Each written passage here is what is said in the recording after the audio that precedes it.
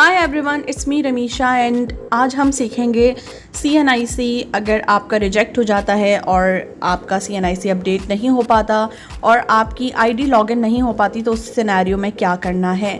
In case आपका member जो भी आपने रजिस्टर्ड करवाया है आप उसके स्पॉन्सर हैं तो उसके लिए आपने जाना है वेबसाइट पे जाने के बाद आपने अपनी ID को करना है login with your consultant number and password।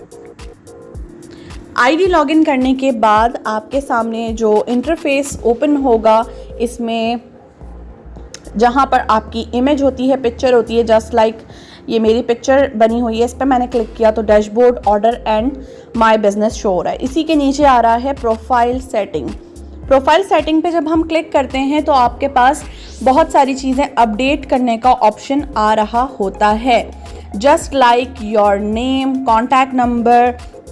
अगर आपने पासवर्ड अपना चेंज करना है यहाँ से किया जा सकता है। एंड आप देख रहे हैं कि अपलोडेड डॉक्यूमेंट यानी CNIC की डिटेल्स एंड बैंक डिटेल्स, ये सब कुछ आप यहाँ पर अपनी एंटर कर सकते हैं। अगर मैंने अपनी डिटेल्स एंटर करनी है तो मैं यहाँ जाऊँगी और यहाँ जाकर मैं सबमिट करा दूंगी। But if I want to add my member detail, यानी मेरा एक मेंबर है जो अभी रजिस्टर्ड हुआ है और उसकी ID लॉगिन नहीं हो पा रही, CNIC रिजेक्टेड आ रहा है, तो यहाँ पर सबसे ऊपर लिखा हुआ आ रहा है ब्रांड पार्टनर नंबर।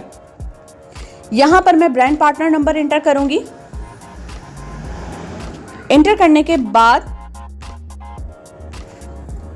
अब ये ब्रांड पार्टनर चेंज हो गया है। अब जो डिटेल्स ओपन होंगी वो इस ब्रांड पार्टनर की हैं और यहाँ जाकर मैं CNIC को फाइल सेलेक्ट करके सेंड कर दूंगी और फिर कंपनी में आपका डॉक्यूमेंट सबमिट हो जाएगा। इसके लिए कोई ईमेल करने की आपको नीड नहीं होगी, सिंपली आपने डॉक्यूमेंट सबमिट करा देना है। एंड अगर आपने अपना पासवर्ड चेंज करना है तो पासवर्ड चेंज के लिए भी आपके पास ऑप्शन है, आप अपना पासवर्ड चेंज कर सकते हैं।